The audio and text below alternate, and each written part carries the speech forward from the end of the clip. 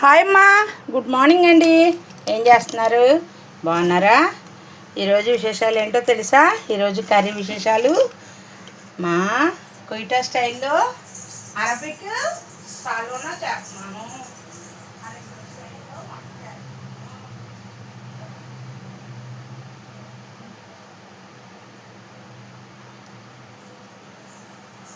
Arabic స్టైల్లో వంట చేస్తున్నానమ్మా.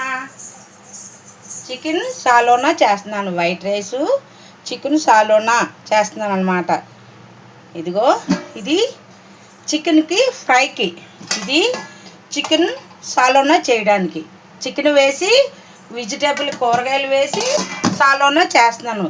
దానికి కావాల్సిన పదార్థాలు ఆనపకాయ, అల్లం, వెల్లుల్లి, క్యారెట్, క్యాప్సికమ్, బంగాళాదుంప, వంకాయలు, పచ్చిమిర్చి, టమాటాలు వేసుకోవాలి. మసాలా ఏం కావాలంటారు? ఇదిగో మసాలా: పెద్ద యాలక్కాయలు, చిన్న యాలక్కాయలు, దాల్చిన చెక్క, లవంగా, సోంపు, మిరియాలు వేసానమాట. ఇది మసాలా కొట్టేసుకుందాము అమ్మా. మసాలా కొడదాం.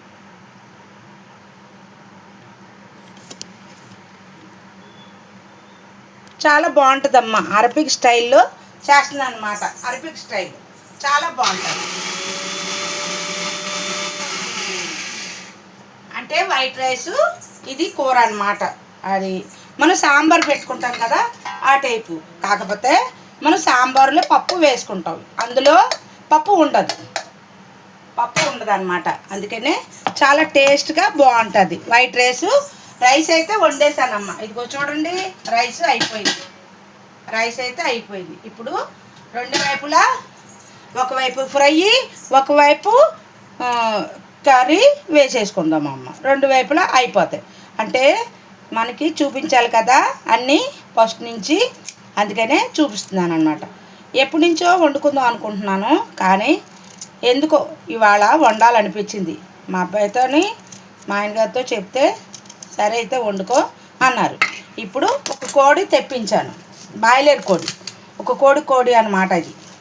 అంటే కోడి అక్కడైతే మేము కోడిని 4 ముక్కలే చేస్తాము.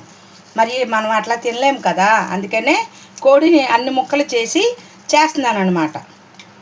అక్కడైతే కోడిని 4 ముక్కలే చేసి వండాలన్నమాట. మనం ఇట్లా తినలేము కదా, మనకు ఒక కోడి అన్ని ముక్కలు అయ్యింది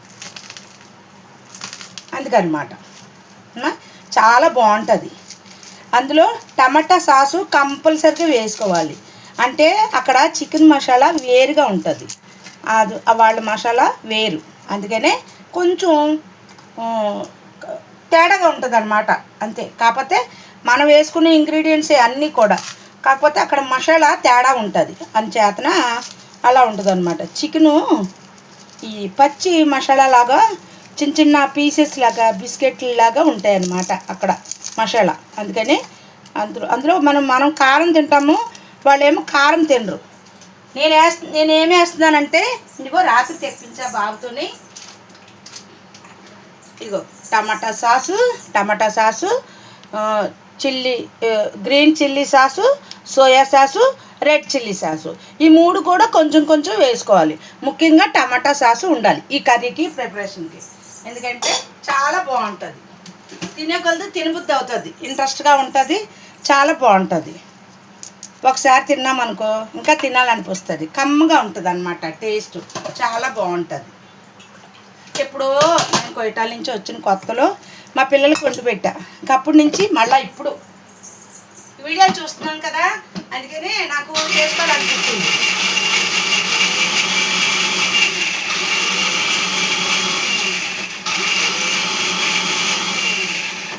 వెజిటేబుల్స్ అన్నీ వేసుకొని అలా చేస్తామన్నమాట. దాన్ని చికెన్ సాలోనా అంటారు.